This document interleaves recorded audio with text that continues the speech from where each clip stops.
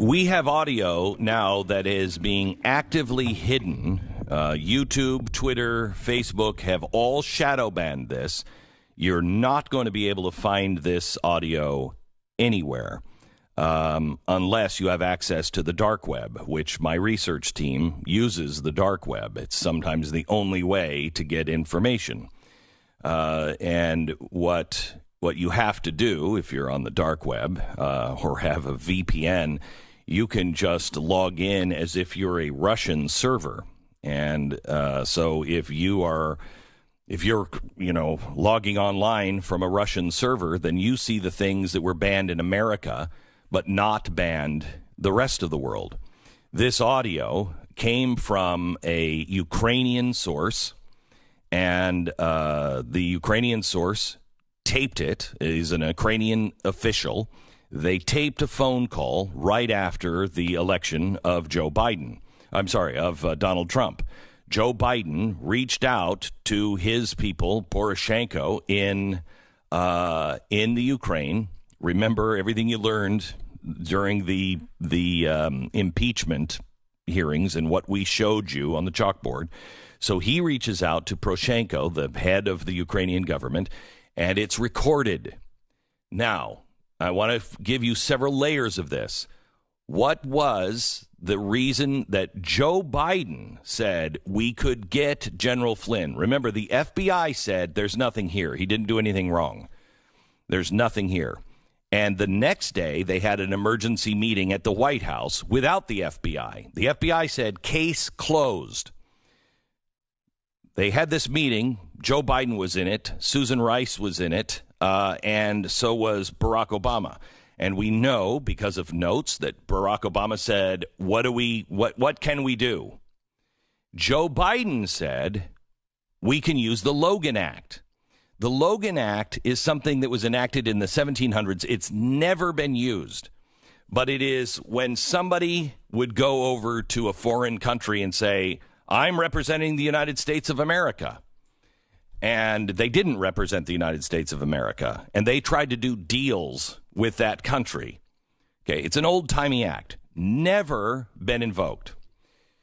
Until Joe Biden said, we can get General Flynn. So they did. That's what they got General Flynn on. And the reason why is because he said, look, don't do anything crazy. We're coming into office to Russia. We're coming into office.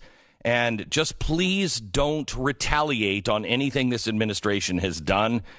It's a new administration, and we may be handling things differently. Okay? That was interference from the incoming administration. Now, this is the outgoing administration and the vice president calling the president of Ukraine. Here's cut one. The people they put forward to be part of the transition have to be clear. Stop. You know what? Let me, before we even start this, put it back at the beginning. If you're at your computer, I want you to take this piece of audio and I want you to burn it to a CD. It is being systematically erased by tech. Again, we got this from YouTube and the dark web from Russia because it hasn't been banned yet by YouTube in Russia. So everybody, if you have access, burn this to a CD so it's not lost. All right, here we go. People they put forward to be part of the transition have to be cleared to do that, just as we had to be cleared after the Bush administration, et cetera. They have not done that. They're trying to catch up and do it now since they fired the guy who headed up the transition just last week. The reason I bother to tell you that is I have been somewhat limited on what I'm able to tell their team about Ukraine. The truth of the matter is the incoming administration doesn't know a great deal about the situation. So we know that the situation with Ukraine was dirty. We know that the Obama administration was doing stuff kind of off the books, a little wink, wink, nod, nod in Ukraine. What he's saying here is, I can't tell you because I'm limited. What I can tell them, what I can tell you. So he's besmirching the administration, the incoming administration, saying, look, I can't tell you why, but we're not telling them everything. There's some things going on. Well, what were those things going on? A bogus investigation. So we can't really talk to them about, and so they don't know what's been going on in Ukraine. This is a signal for him to say, if he was using plain language, he would just be saying, look, they're not part of what we've been doing, so don't say anything to them about that. Okay? That's what's happening. Now here's part 2 of the phone call. Well, you're awfully generous. I don't plan on going away. I mean, as a private citizen, I plan on staying deeply engaged in the endeavor that you have begun and we have begun. Yeah. At least that's my objective. That's my objective. But if I go beforehand, I'm worried since they don't know enough, they will think I'm trying to game them. They will think I am trying to put them in a corner. They will question my motive.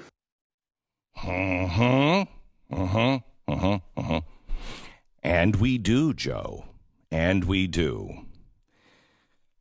I want to urge you to look at this, burn it if you can to your hard drive so we know we have it. Again, it is being censored by YouTube, Twitter, and Facebook. They've all shadow banned it. We can tell you why if you go back and you look at a few of the episodes of what was happening with, just look at the episode on Hydra. If you look at the Hydra episode about what was going on in Ukraine, you understand why all of this is going on.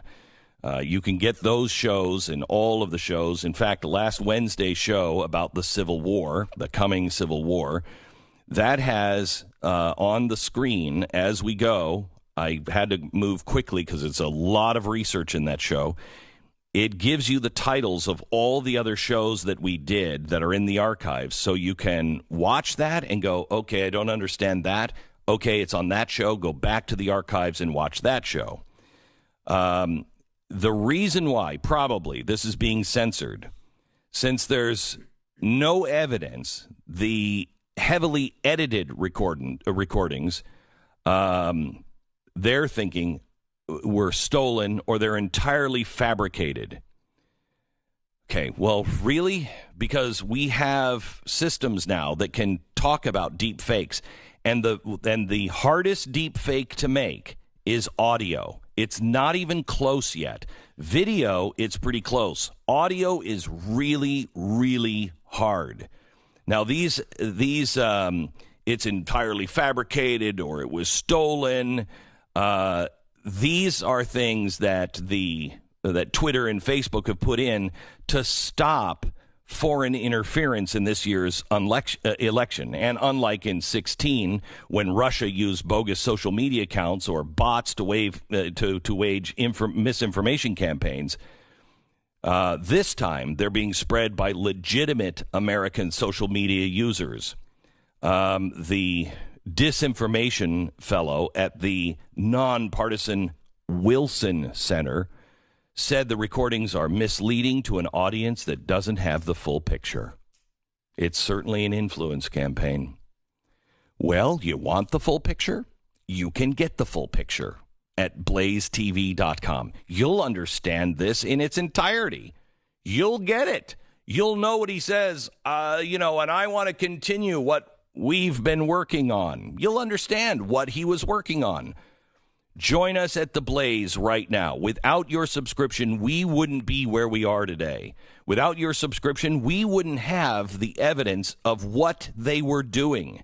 We wouldn't have the whole story. We would be uninformed, and we would maybe be misled by this video to think that maybe he was, I don't know, trying to start a nuclear war. No, he wasn't. It's very clear what Joe Biden was doing over in the Ukraine and who was involved and what they were doing. You want the full explanation? Join us now. blazetv.com/Glenn. If you use the promo code in the next couple of days, ban this, you'll receive $20 off your subscription.